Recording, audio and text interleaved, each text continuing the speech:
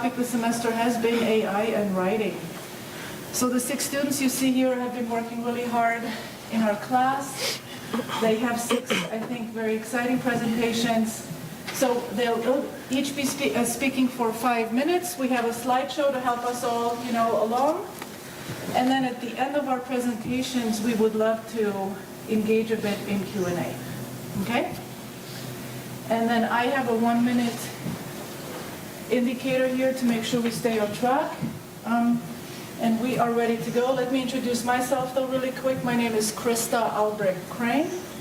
I'm a professor in the English department. I've been here for many years, 23 at this point. And I think I can say this has been one of the most exciting and hard classes I've ever taught. And it's like Cole was pointing out when we were working on the abstracts, this is UVU's first AI and writing class ever. Hopefully not the last. Okay, so we'll get started. Our first presenter is Jessica Craig. And the presenters will speak from their seats, and you can follow along with the slideshow. Hi, so I'm Jessica Craig. There's 2 Jessicas here, so I'll also be going by Jessa. And my focus is on AI programs, like considering AI programs as algorithms and the anthropomorphic concerns that come from that.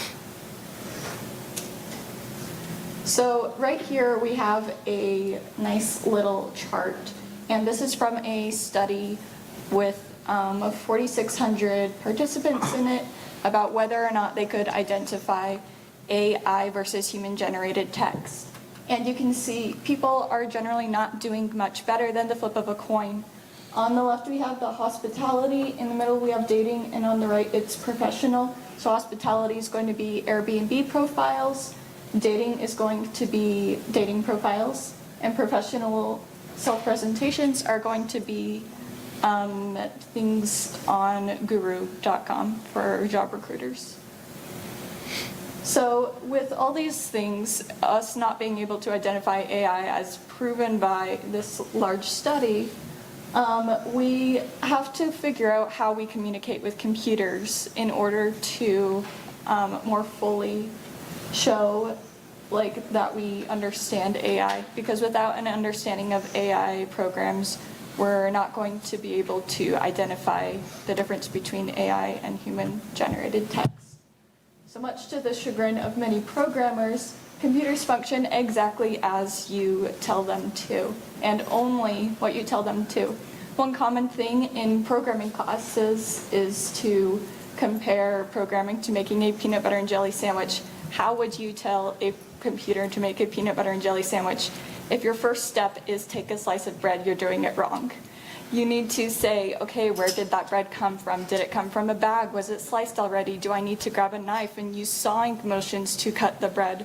Computers are much more methodical than we think. They need many more steps than we do, and they need clarity and precision at all times. So right here, we have this image. The colored parts are what we call tokens in AI programs. This is a screenshot I got from ChatGPT, and this is actually an error. You're not supposed to see this. But these tokens are essentially how the computer reads the text. You can see the apostrophe S's are all the same color, and so that's all the same token. The computer sees it all as the same element. All the things in quotation marks are considered the same element. And since it's an error, it doesn't exactly show everything, but it shows some stuff.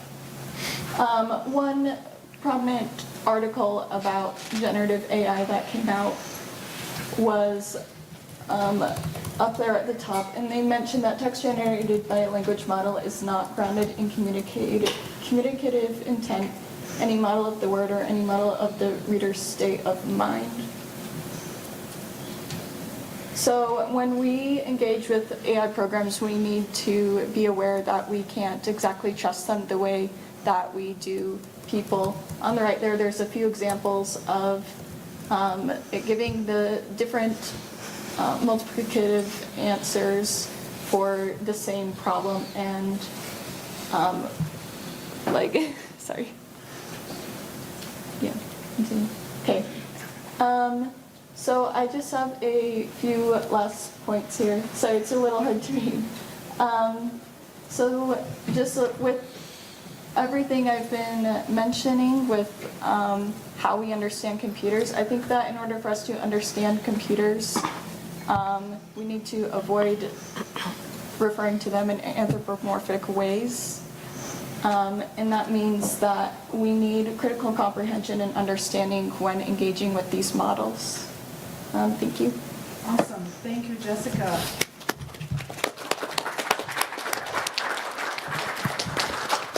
Our next presenter is Michaela. Hi. So my presentation today is about our relationship with technology as a whole and how that has kind of set a precedent for our developing relationship with artificial intelligence. When you think about technology, what comes to mind? Is it like the device in your hand? Is it a computer? Is it robots? Is it artificial intelligence? I hadn't really thought a lot about the definition and the etymology of technology until reading a piece entitled Technology by Bernadette Longo for my advanced technical writing class. In her article, Longo discusses the evolution of the term technology, which started with the root of the word technology in Greek, the term techne, which Aristotle defined as an art or reasoned habit of mind in making something. After reading, I thought long and hard about the relationship we currently have with technology and how this relationship will play into our developing relationship with artificial intelligence.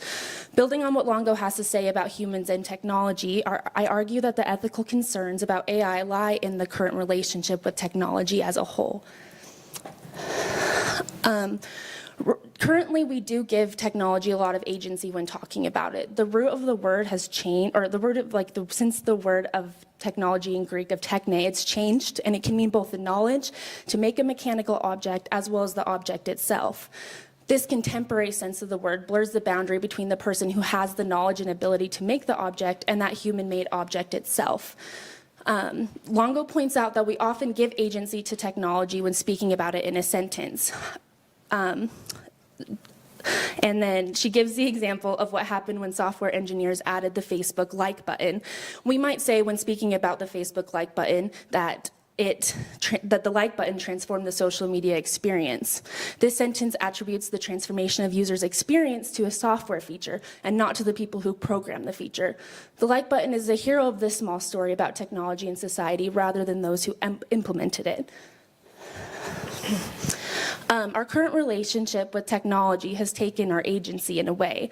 The eruption of social media has made our relationship with technology more prevalent than ever before. This relationship has arguably chipped away at human agency, breeding addiction through the use of algorithms.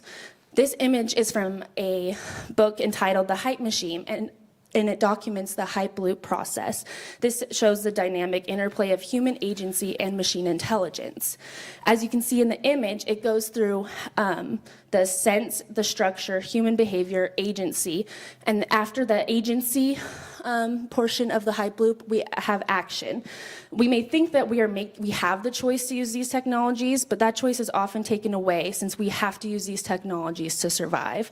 Similarly, we think that we are deciding what to buy when in reality we have been told what to buy from the technology on our phone.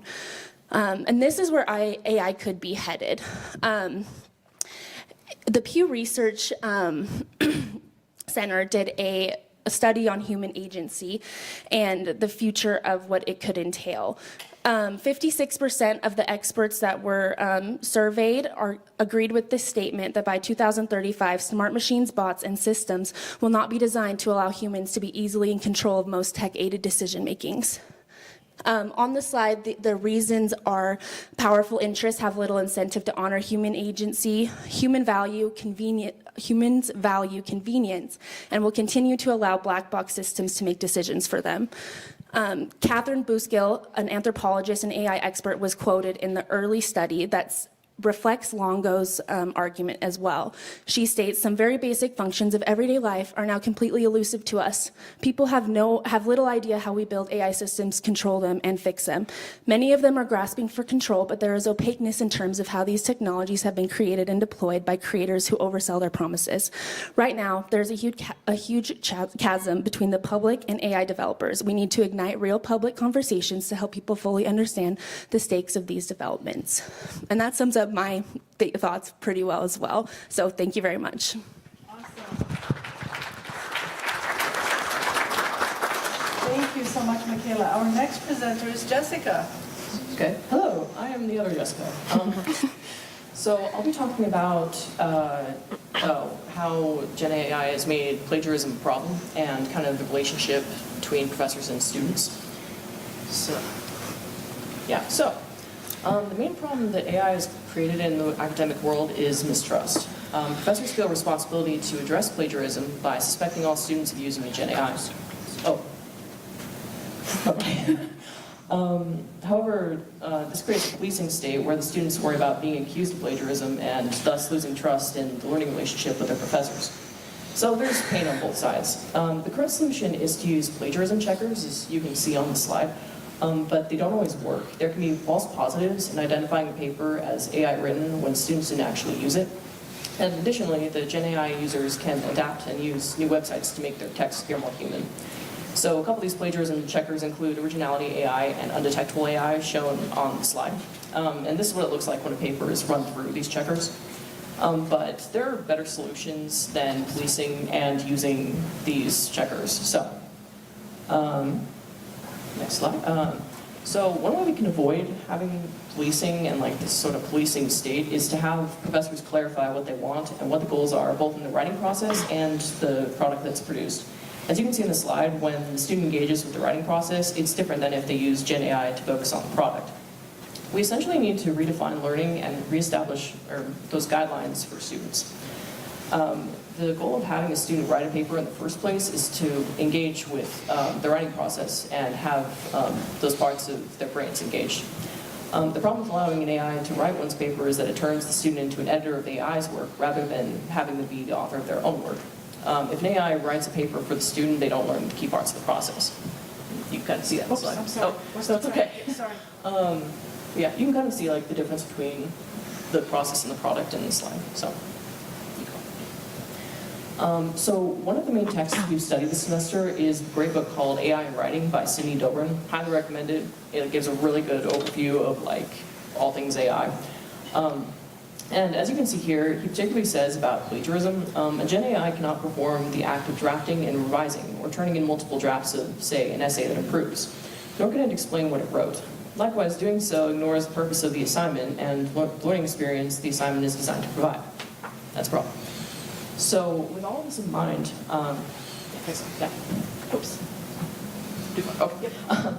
So with all this in mind, how do we rebuild this mutual trust? So first, on the professor's side, they can make their policies clear about AI in their syllabi at the start of the semester. So you professors can clarify what is and isn't allowed when it comes to AI use, and invite questions from the get-go. When you believe a violation has occurred and someone has used an AI to write their own paper, address the student individually. Probably the biggest thing here is give the benefit of the doubt to the students to maintain that trust. If professors clarify the expectations on why using Gen AI to write papers is wrong, students will learn the proper way to use it. AI is a tool, not an author. And then for students, make sure to read and understand the Gen AI policy in each syllabus, because they can vary between classes. Also be sure to use the appropriate citation styles when you write a paper. This can help professors to recognize that it's your own work, since AIs frequently don't provide sources. Also, don't forget to ask questions about citation expectations and practices. The biggest thing here, though, is don't sidestep the learning process by using Gen AI. While it can be a helpful tool, if you let it do all the writing, you won't learn what's intended. And with all this in mind, we can work together to create a future of mutual trust on both sides. So, thanks.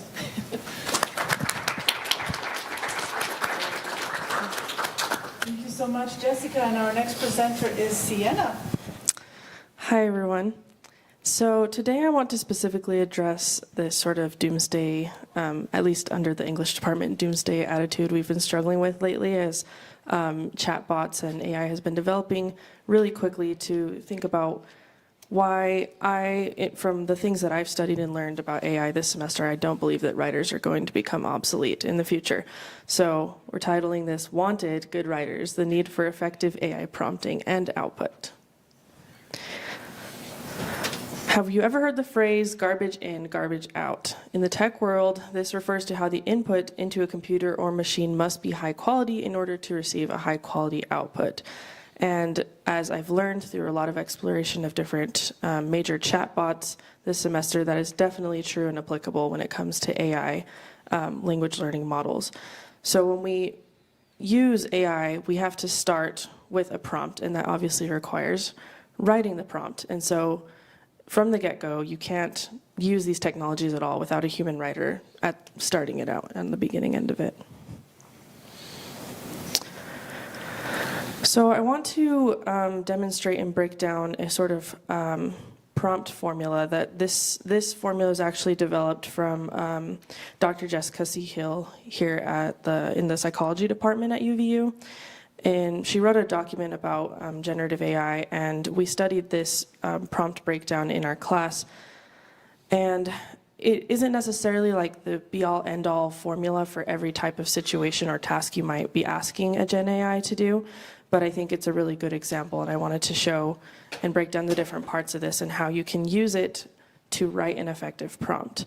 So one of the first things we want to do in addressing the AI is giving it a persona or a role, sort of giving it a starting point for how exactly you want it to assist you, because Gen AI pulls from a huge knowledge base, and it can be better to narrow it down and give it a starting point for what sort of perspective or what sort of help you're asking it for. In this case, we're asking it to be a professor's assistant, so potentially from the point of view of a professor trying to use this. The second thing that is obviously vital to prompting the Gen AI is giving it the instructions and defining the goal. This is the part that I think a lot of people automatically include when they're just using AI. And obviously that's vital because you have to give it the task to get any output at all, but it needs to be accompanied with the context of these other elements. But of course, the instructions are still very important. So in this case, we're asking in the prompt for it to list ways in which students can use generative AI to assist them in the drafting process for an argumentative essay. Third is input content.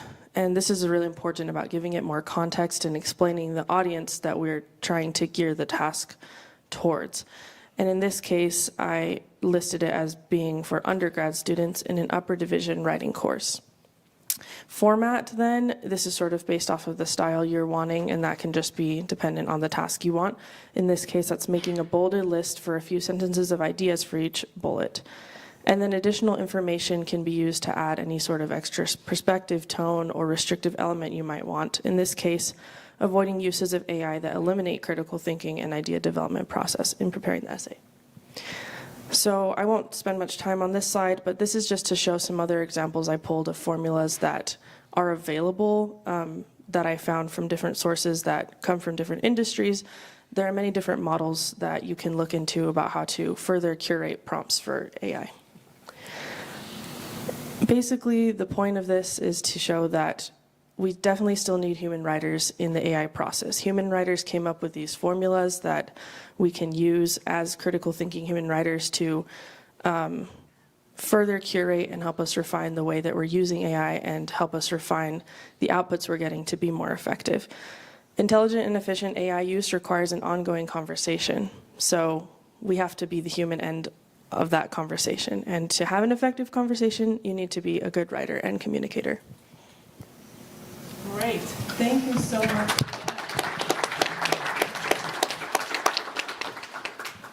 And our next presenter is sitting over there. That's Cole. Hey everybody, so my name is Cole Driggs, and the title of my presentation today is Let's Talk About AI, Charlie Brown, a critical analysis of AI culture. I swear we'll make the connection with Charlie Brown in just a couple of seconds, so bear with me. So before we talk about AI in a cultural standpoint, I feel it's good to address how we talk about AI and how we direct these conversations. So I'll show a clip from A Charlie Brown Christmas to kind of just get one side of the equation, and we'll talk about it more later. So.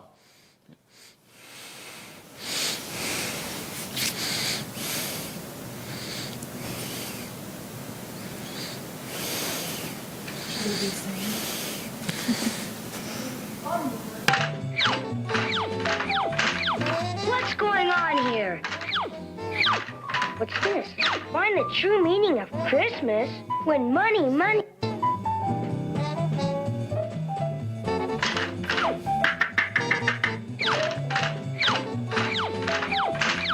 What's going on here? What's this? Find the true meaning of Christmas when money. Spectacular, super colossal neighborhood Christmas lights and display contest. Lights and display contest? Oh no! My own dog gone commercial. I can't stand it. Oh.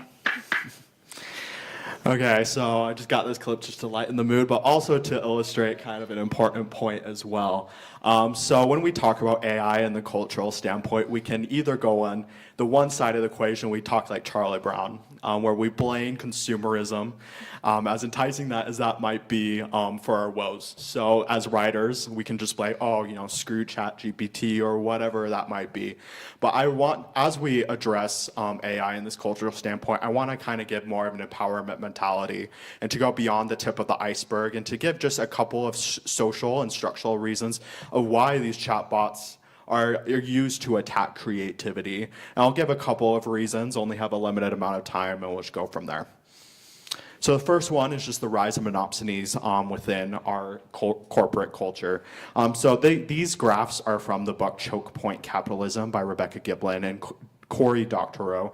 I really love this book, highly recommend it, because it gives that empowerment mentality viewpoint about AI and how it affects creatives. And so these big businesses, it gives Amazon as an example, and it could be like Disney. I don't feel like I really need to explain it to you. They have this sort of structure. If you kind of look at the top right graph, they give the example of Amazon, but you can put any sort of company that really values creatives into that picture. So with the selection, because there are these big companies, they can put creatives into this sort of wrench, which provides a lower cost structure, lower prices, which drives the customer experience and customers wanting more, but also just diminishes the impact of creatives and the power that they can make with more money and more support. And I'll just give one example of Alan Dean Foster. He is a science fiction writer. You've probably known him from writing he was part of writing the Alien movies, and he also helped with Star Trek and a bunch of different other iconic franchises.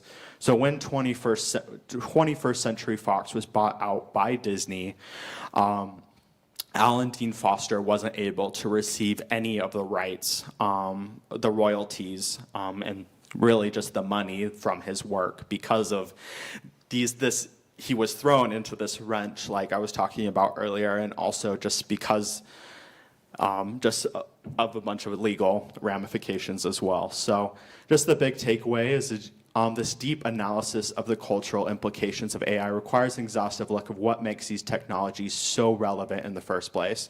Proactive look at these cultural structures, such as our consumerist culture or the rise of monopsonies, helps us to respond precisely to what many call an attack on creativity. And so a lot of people ask, what now? And I love this quote from a podcast. Is the only way out of this dystopian future they have envisioned is imagining a better one and making it real. That's the thing creatives have been doing.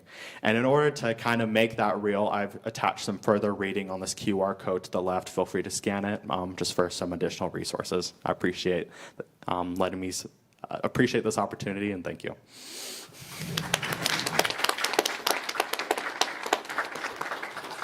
Fantastic, thank you, Cole. And then our last presenter here on this panel is Stephanie. All right, so I'm a creative. I don't know if this is on. No, you have to get close to it. There we go. I write books for kids, and I'm finishing up my degree here soon, in about a year. So what I wanted to talk about today was, should creatives use Gen AI at all? And I think there are multiple perspectives on this, and you may not be black or white, you may fall somewhere in the middle, but the arguments for using AI, first, it's fun, right?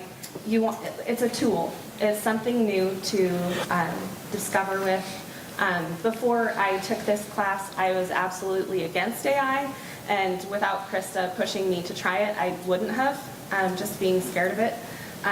But I kind of went through this existential crisis. At first, I jumped in and was like fully on board playing with it and trying it.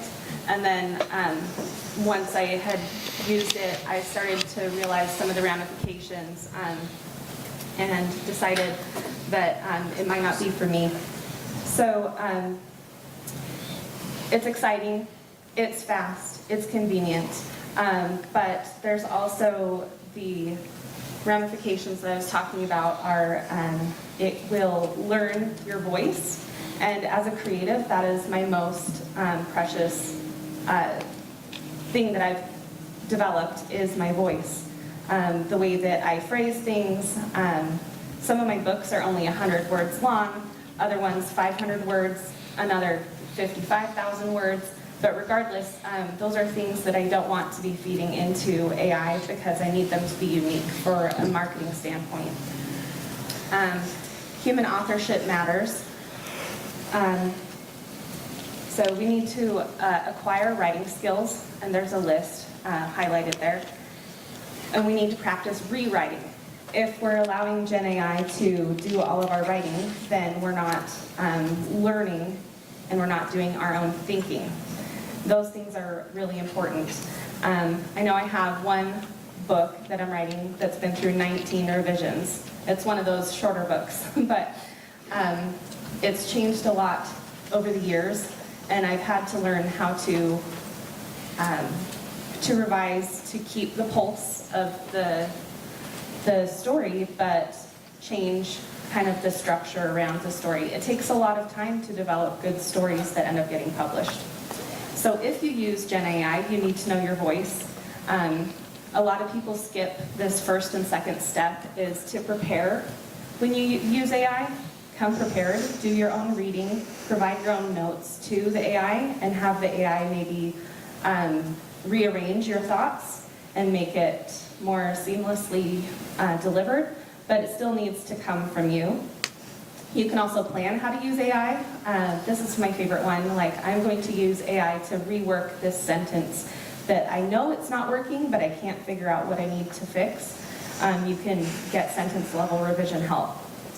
And then obviously you need to protect yourself and your art as you are creating art, creating essays, or if you're writing at all for the professional market. You know, take time to look at the terms of use with ChatGPT or other Gen AI platforms. And of course, you have to curate. It's kind of like location in real estate. You have to really go through what the output is and think critically about it and decide which parts of it make sense and which parts don't, and which parts you might need to innovate. And that's all I have. Thank you.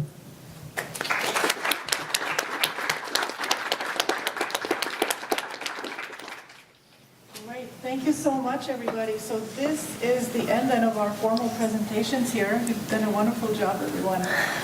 So we hope you have comments for us or questions, thoughts. Let's engage our panelists with some of your reactions here to what they were saying. Yeah, in the back. Hi. I have a Wait loud for the voice, microphone, please. Well, I have a pretty loud voice, but we're going with it. We've got technology. Oh, okay. Hi. So I'm currently I'm doing research on a theme of anachronism. And one of the things that I've noticed in my research is like a oversaturation of technology like smartphones, tablets, etc., and how it influences people's like perception, like they're like trying to distance themselves from that. Do you think AI is going to create more of that dissatisfaction? And because it's becoming more and more prevalent, do you think people are going to try and push it away as far as it can? Okay, do you have a specific panelist in mind for that question, or is it an open question? It's an open question. Who wants to tackle this one? Michaela? That's a good question. In my research, I actually did watch a presentation by Tristan Harris, who is the founder of I think it's called the Humane Center for Technology, and he advocates for a humane technology use and invention in the future. And what he argued was that basically the same thing that has happened with social media is going to happen with AI. And whether that is necessarily some in the future, someone pushing it away or not, it has started like a race. And he says that unless the race is, and he uses this for every actually technological advance, that if the race is not basically like regulated, then the race is going to end in disaster. So whether or not that is where we are with technology now, with social media, where people are pushing it away, I can't answer the question exactly, but from what he says it will follow a similar course. So I could see it possibly eventually happening, but with the widespread adoption that we have seen and that we've studied in the class over the semester, I don't see it happening for quite a while. Okay, thank you. Anybody else? Jessica? Yeah, I just have a follow-up on that. So across my research, I've come across quite a few studies that have said most people don't recognize that we use AI every day in most aspects of our lives. So like a spam filter, that is AI generated. It's based off of user input, what you mark as spam, everything like that. And so I don't think that AI is going to go away necessarily, and I'm not sure if that answers your question, but I think that AI is here to stay. All right, that does answer my question. Thank you. Okay, anybody else? Shannon? No, then we'll go to the next question. Shannon? Thank you. That was wonderful, Krista. I'm excited to see that you're taking this all head on. I have a question for the panelists who specifically talked about algorithms and black boxes. I think that probably the biggest concern I have is the fact that this technology has just been released into the world without any regulations whatsoever. There's absolutely no public access at all to the way that the algorithms function. We are not ever going to see that because they'll say that this is, their property and we don't have a right to their private property, and yet it's taking over the social space. And so I want to know what might be recommended, if anything, about the fact that the tech bros are running everything and have absolutely no oversight whatsoever. So I'll take this question. First of all, there's a group fighting against this. It's called Control AI. And it's led by Connor Leahy, who is he's fairly well known. He kind of reverse engineered, or figured out rather, that you can't reverse engineer ChatGPT or these large language models. And so that obviously concerned him. He became a whistleblower, and he started a nonprofit to fight against this type of stuff. There's also artists who are fighting back. There's a thing called Nightshade, and what artists are doing is embedding their images with text that poisons the large language model, so that they have to roll back their updates and basically untrain the AI, and it costs them a lot to do that. So that's one way the artists are fighting back, and that kind of activism is really important. We also need more voices in legislature, obviously, that are not related to special interest groups and specific companies. We need more grassroots kids pounding the pavement and raising awareness about these issues on campuses and, anywhere that there's a vote. So we need to raise our voices and do what we can.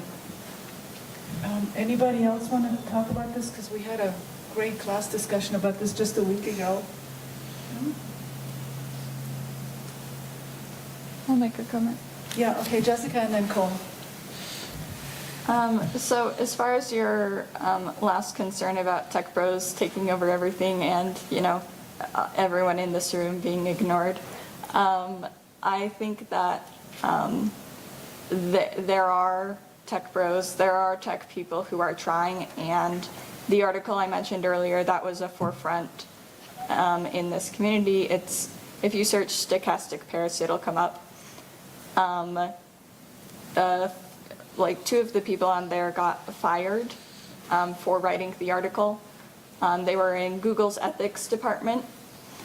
And in addition to the 4 people who are listed as authors, 3 additional authors were on that article who are not listed because their employers requested they not be listed.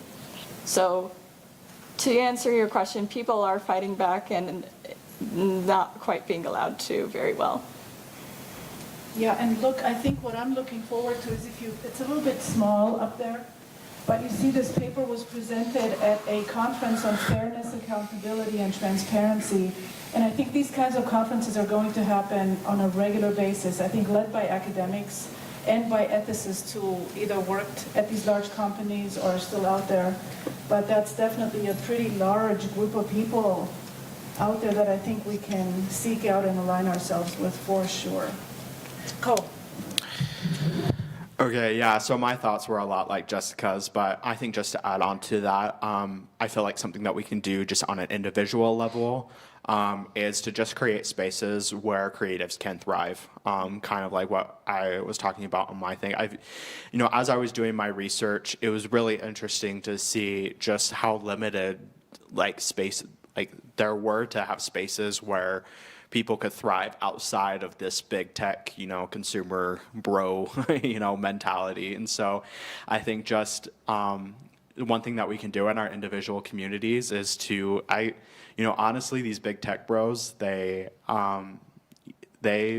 follow, kind of run where the money is. And so, if when we are finding media for us to consume, or whether we're, I guess, just prioritizing what we consume and what we spend our money on as creatives as well, I feel like is very important when just fighting back on an individual level, if that makes sense. So. Great. Yes, right there, question or comment. Do you need a mic? I can project. And this works too. I'll talk quietly into the mic. So, just some context, I'm raised by authors and I work in tech. I'm studying software development, and some of my thoughts are coming from Steal Like an Artist by Austin Kleon. But basically he kind of makes the point that originality is kind of a myth, because we all are creative based off of our experiences and influences with others. Your writing style is most likely influenced by other authors that you read, and basically saying that original thought is basically just reorganizing information that we, take in as human beings. And, AI does basically the same thing. It has a much bigger database than us, and, at the end of the day, our brains are electrons, their brains are electrons, all that good stuff. And so, not really going into the ethics of should we have AI or not, but more kind of a question of, I'm hearing just a theme through these presentations of protect creativity, and I think that's very valuable, but I'm curious from your personal opinions, between AI and humans, is there actually a party that is more creative, and if so, why?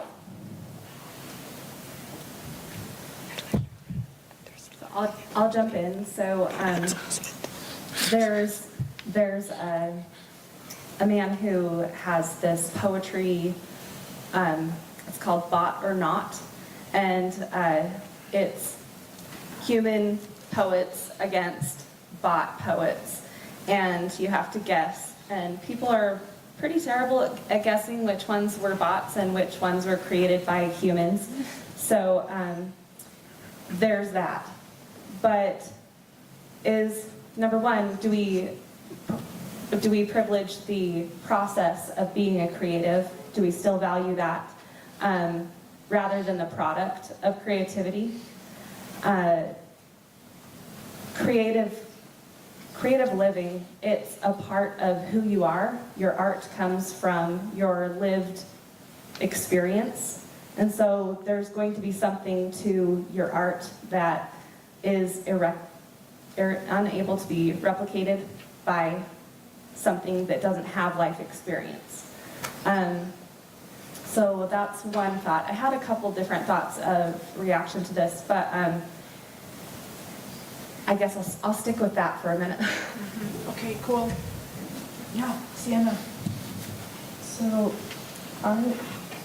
I'm also a creative writer. It's probably in my bio. I started out my degree just being creative writing, and I've only recently started using like generative AI with any of my work or schoolwork in general, like in the last year. Something that someone in my like senior capstone course, a presenter who was a writer, just said that was like the biggest piece of advice she got as a writer was just to like write your story and be authentic to your voice. And that's kind of, I think that's obviously for me the value in continuing to try to write or do creative work from my own brain, like unassisted by AI. But that being said, I've also been using AI recently to give me a lot of inspiration and like starting points for whether that's structuring like a story that I'm writing or just getting general ideas. If it's something I'm writing that's based off of like a real setting or something in the real world, I gain a lot of like starting points for sort of researching the things that I want to research to put into my story from asking AI for ideas. And so at the end of the day, I don't know, that question about whether there is such a thing as an original thought or something that's creatively completely original, I would argue that's not really, like that doesn't, I don't know. You could say that there is, but I personally am not like against the idea of utilizing the tools we have technologically to inspire us. And it's really, in my mind, I'm not so scared of the Gen AI aspect of it as long as I'm not telling it to do the entire creative process for me. It's not that different for me personally than searching up something on Google and having to sort of do the research myself and look through articles and read other people's ideas on a topic. It's more just sort of streamlining that process. I will say, and I think this kind of connects back to the previous question before this one as well, I think it's important that we are also somehow trying to go to the sources of where we're getting information, which is super muddy right now with large language models not often being very transparent with sourcing. So I think there's so much to be said about integrating technology, but being aware of where you're getting your ideas and crediting people where credit is due as well. Awesome. Jessica, can I ask you, in your presentation, you talked a lot about the writing process and the importance of it. I think that might apply to the question here. Do you want to maybe elaborate on that just a little bit? So in other words, why go through the painful and sometimes, very laborious writing process, and how does that relate to what we were asked here about creativity? Yeah, let's see. All right, put on the spot. Oh no. Yeah, sorry. But that's okay. I think too, like, because AI just kind of like gives you that final draft, like we'll talk about the slides. Oh, I feel like I'm eating this. Okay.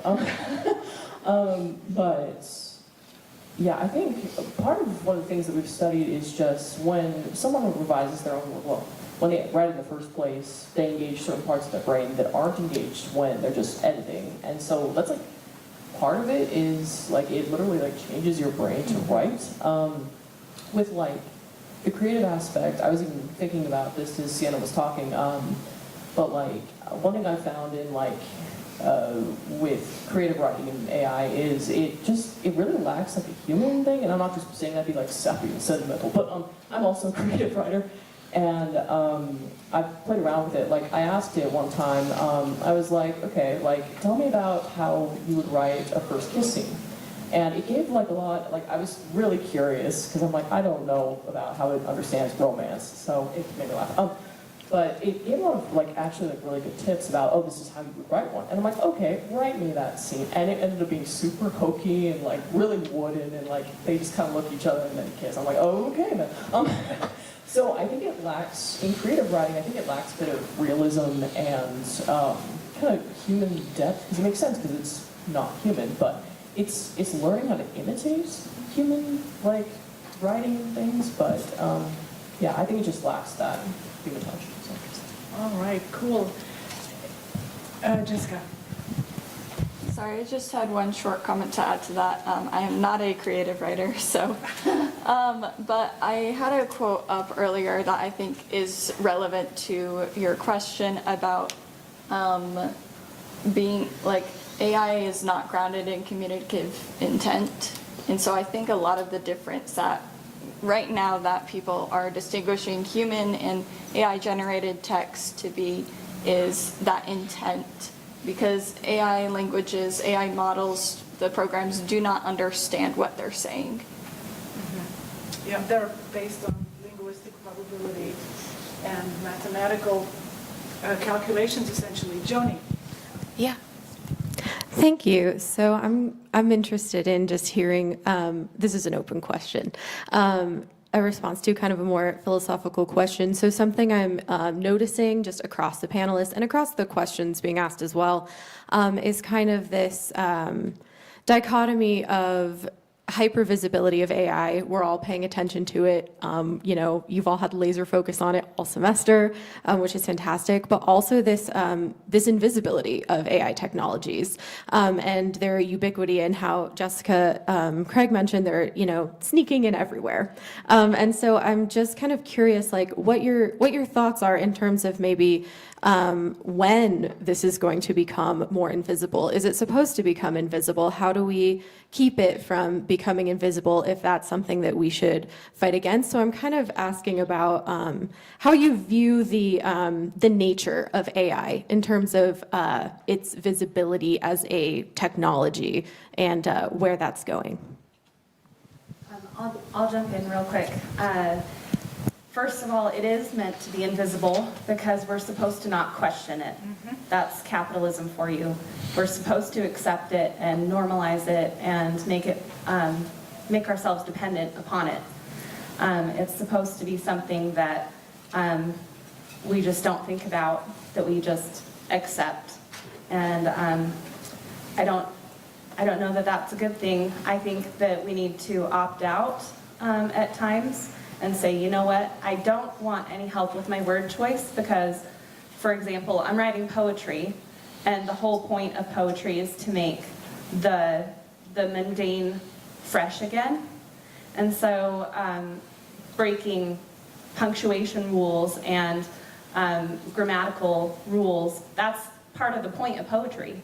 It's this kind of re-owning of language. And so one thing I thought was interesting is that Grammarly is developing different tones that you can use, and so like an academic tone and a creative mode. Use that as you will. But yes, the ubiquity can be both problematic and problematic. I had a thought as well. In the same talk that I mentioned with Tristan Harris, he actually directed The Social Dilemma. It's a talk called The AI Dilemma. And over in there, he goes through that actually humans' first contact with AI on a widespread scale was algorithms with social media. And he stated that the next stage, which is going to be generative AI, is going to happen a lot faster. It took about, I think he said 10 years for the algorithms and social media to get where they are now. And he said that the AI, the next step is going to happen a lot quicker, and he said in the next like 3 to 5 years is where he sees, how quickly he sees it going. And basically his solutions were to call on the AI creators and programmers. He was actually, in the talk originally, he was actually speaking to programmers and CEOs of tech companies at Silicon Valley. And he calls on AI programmers to be more transparent in the ways that AI is being used, and also for everyone that is choosing to use AI to reconsider the ethical implications before they use it or while they're using it, and seeing how technology does play a role in our lives.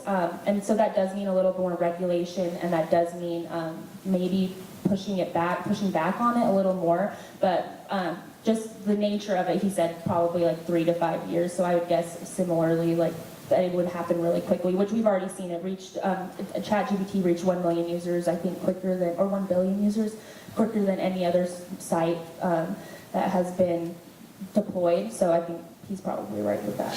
Okay, well, great. One final comment and then we'll be at time. Yeah.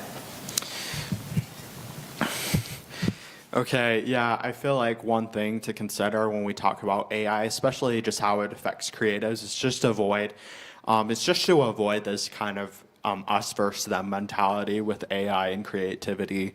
'Cause, I honestly I wish like things could just be a little bit more black and white, but I do feel like in terms of like visibility versus invisibility, if we can increase that transparency and also just create a better accountability for those who are in the algorithm, I think just being able to create just a space in between for creatives, I feel like is, where we're using it and where people's voices are heard that are used in the algorithm. I just feel like there'll just be more transparency with it, and we'll just find a good gray area. So. Okay, great. Well, thank you everybody, and thank you to our wonderful presenters. You guys are fantastic. Thank you.